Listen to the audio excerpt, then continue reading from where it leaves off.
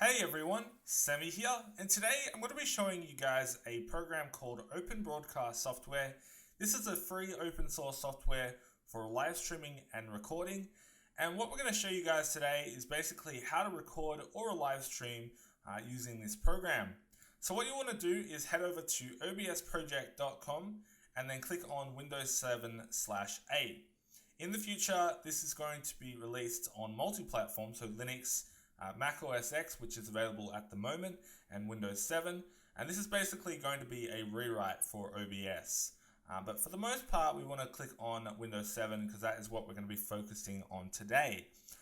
So the good thing about this program is because it is open source software, a lot of the community are helping to make it a better sort of program. There's other programs out there that are paid like XSplit and Wirecast, and those offer a bit more of a professional kind of look on streaming. But this program actually works, in my opinion, just as good as XSplit. So yeah, once you've clicked on that, you want to download that, install it. There might be some additional things that you need to install, but for the most part, you just want to install that and get yourself up to speed. The next thing you're going to need to do is head over to speedtest.net. You want to do yourself a favor and do a speed test. Basically, we just want to get our maximum upload speed is right there, and we want our maximum download speed. Basically, this is what we really are focusing on, the upload speed. So we're going to minimize this for now, and as you can see here, this is OBS software right here. What we want to do is we want to make sure that we are selecting the 32-bit version. The reason for this is because many capture cards like the Elgato Game Capture HD, HD60, etc. do not support the 64-bit version. So you will need to select the 32-bit version. Now I'm going to be covering PC gameplay in this as well as console gameplay recording in this as well. So what we want to do is we want to set up our stream and recording settings first. We're going to start off with the stream settings. So we're going to create a new profile called streaming. Click on add, and then we want to go into encoding. Now what you want to do is you want to sort of use a portion of your upload speed towards your streaming, because your streaming is more important than your gameplay. As well as your gameplay. I mean, if you're going to be playing an online game, you really need to set yourself, give yourself enough room to be able to play it on that online game. But if you're from Australia, there's not much real options for you. So if you're from Australia, you want to probably set it around 800 kilobits per second. I usually leave this one unchecked. The reason for this one here is if you are, for whatever reason, there is an action scene in a game like Grand Theft Auto 5, you could set it up to 1000. And what that's going to do is it's going to basically give more of your upload speed at this range if there is an action scene. But for the most part, I like to keep it at a steady bit rate. But if you have a connection like mine, I usually go to about 1200 kilobits a second.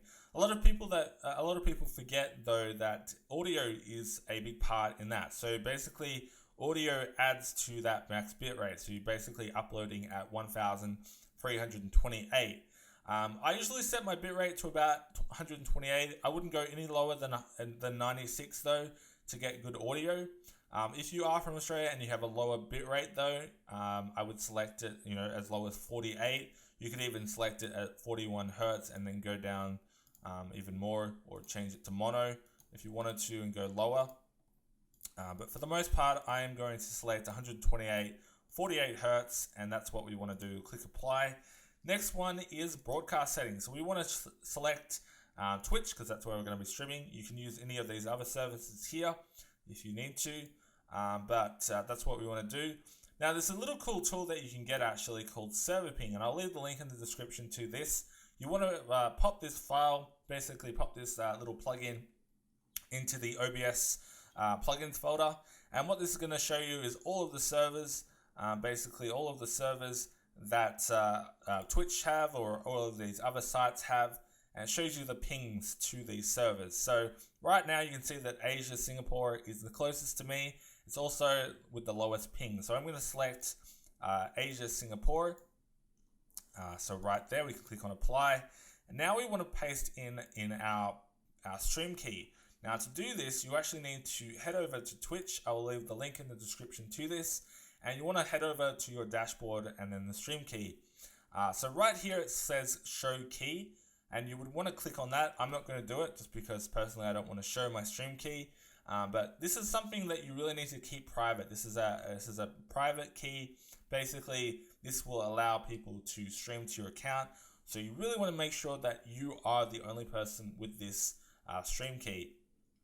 So once you've done that, you'll be able to paste that stream key into the play path stream key little path right here, form right here.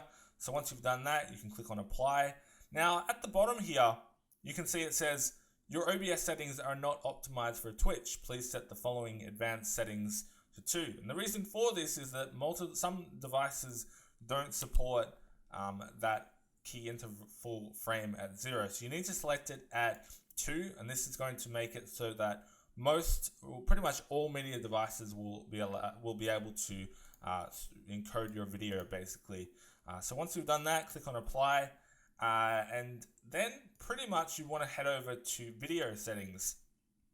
So now, depending on what sort of gameplay you're going to be streaming, or basically what sort of computer that you have, you want to select these settings here.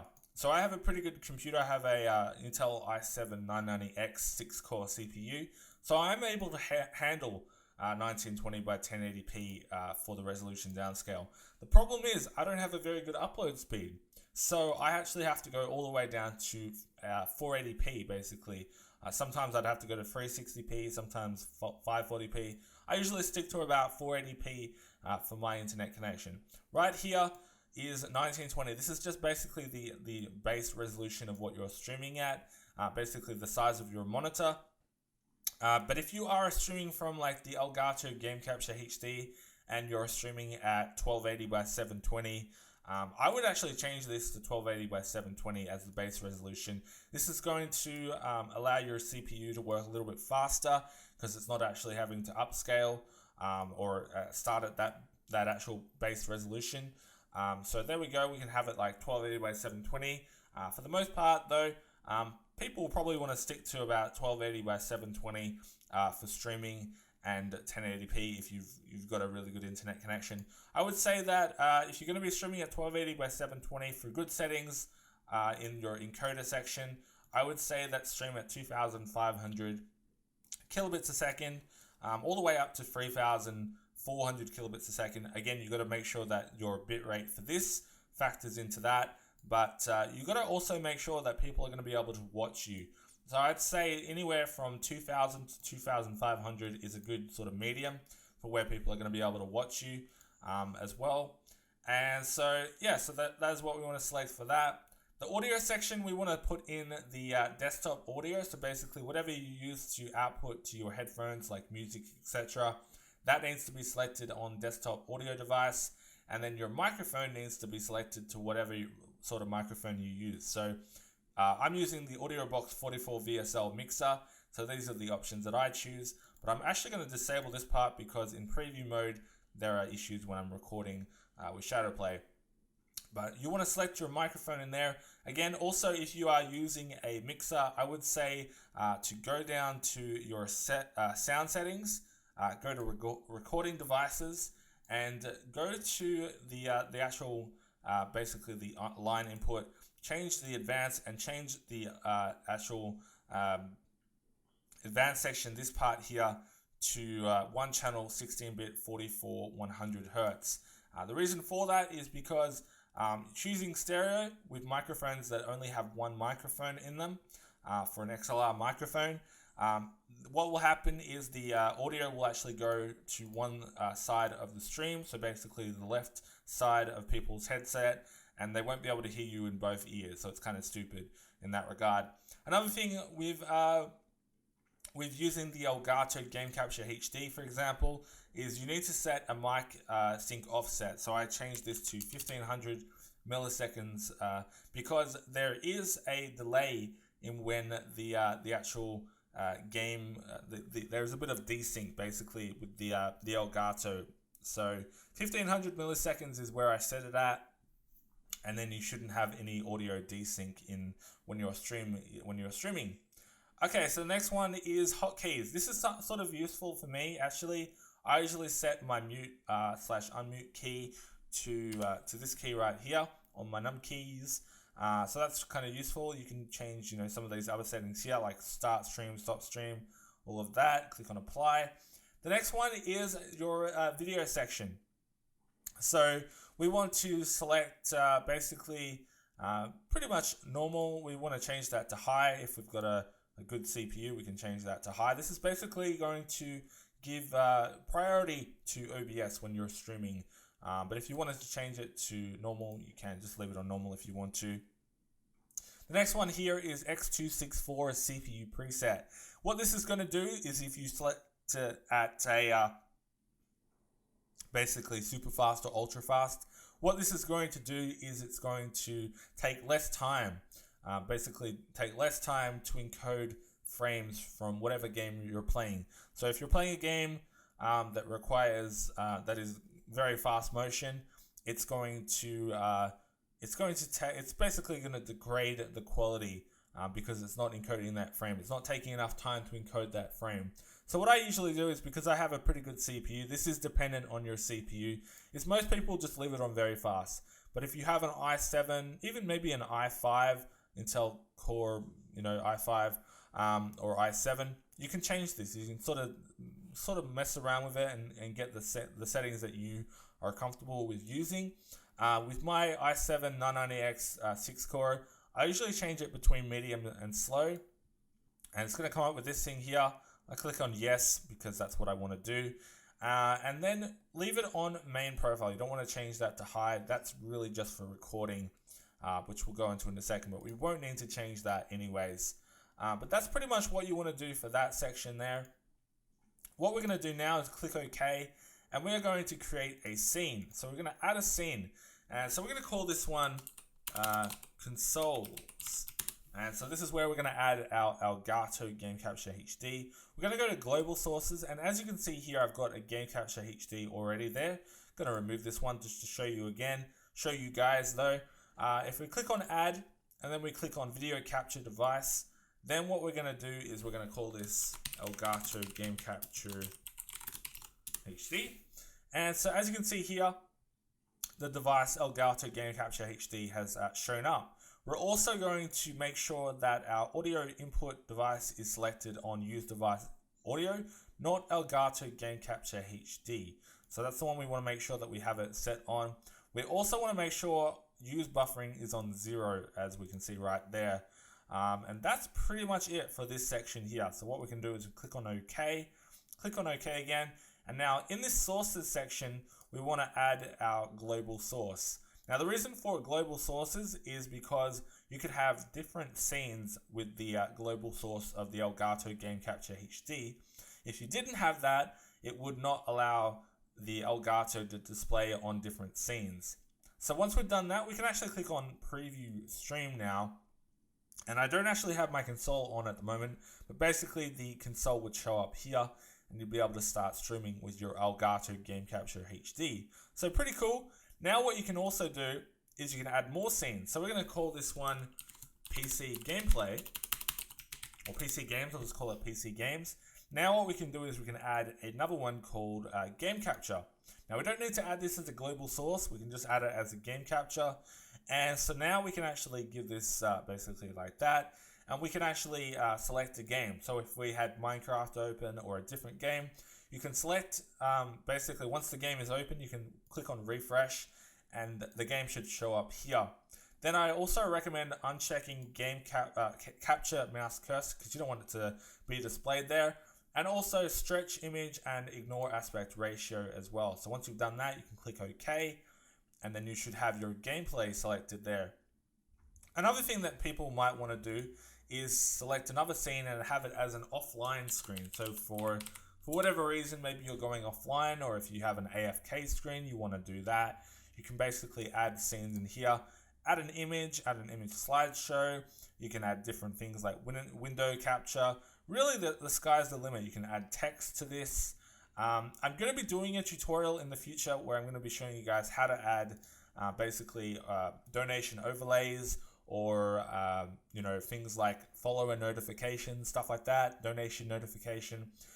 So let me know if you guys want to see that. I think that would be kind of cool to show you guys how to do that, although there's tons of tutorials out there anyways. But yeah, so that's pretty much what we want to do for that. Now I'm going to show you guys how to actually pretty much record. Now, if you were streaming, you would just click on start streaming. But what we're going to do is I'm going to show you guys how to record. Now, I'm going to create a new profile called recording. We're going to click on add. And so then on the encoding, we actually want to change this to a much higher bit rate. So we're going to change this to 30,000. And so that's going to give us a really good quality. And we're also going to just pretty much leave that pretty much the same. Broadcast settings, we're going to change this to file output only.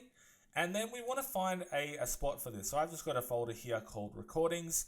And I'm going to change this file name to gameplay. Now, another cool thing that I like to do is basically add a character on the end so that I can keep my recordings organized. So what I will type is basically $ and capital T. And what this is going to do is it's basically going to give you the full time. So padded zeros. So basically the year, the month, the date, the time, minutes, seconds. So that's going to give that to you there. You can change it though if you wanted to, depending on what you want it to be displayed as. But it's a really good sort of way just to keep your videos organized as well. This here we don't need to really worry about. We just wanted to make sure our file output is selected on that. Video section. This part we can actually go all the way back up to 1080p or 720p if you plan to just upload in 720p to YouTube or something like that. And 30 FPS, you can change it to 30 FPS or 60 FPS based on what sort of uploads you're going to be uploading to YouTube. But for the most part, I just usually leave it on 30 FPS. Now, one thing that I forgot to mention though is this disable arrow functionality. And this is actually very useful for streaming and recording. The reason that you would want to have this disabled is in a game like Minecraft or other games, PC games, you want to have this selected as disabled. Basically, the arrow is everything that sort of shows up here. So this is arrow like that. This is arrow, my Adobe Premiere window that I'm recording with. This is arrow, all of that. So basically anything like the visual effects you want to disable. And so once you've disabled that, you're going to have a much more smoother experience in a game like Minecraft as well. So make sure you have that disabled. For the right now, I'm not actually disabling that to record this video. But the next one is pretty much you want to change it. If you're going to be streaming, if you're going to be recording a PC gameplay, you can probably set that back to 0 now. And also pretty much just your X264 preset. You want to select that to whatever your CPU can handle. So basically just sort of trial and error, and then you should be able to get something pretty good. So now once we've actually done that, we can start to record. We can click on record here. And what that's going to start doing, it's going to start encoding at 30,000 up to 30,000 for the max bit rate. So now you can see it's at about 30,000 kilobits a second. And so now I've actually recorded that. So I can basically go into that. I can click on stop recording now. And I now have a recording of the what was just on screen. So that's pretty cool. And then you can edit that with Adobe Premiere Pro, or you can just upload it straight to YouTube if you wish. But that's pretty cool. I mean, that's pretty much how you can stream and record to Twitch and also upload to YouTube. I hope you guys sort of found this helpful. Let me know if you guys have any questions in the comments below. I'm happy to answer you guys all of your questions. But if you guys enjoyed this video, leave some love and leave a like. And subscribe for more tutorials, unboxings, gaming videos, and topics. But yeah, thank you guys for watching this video. And I will see you guys in the next one. Peace.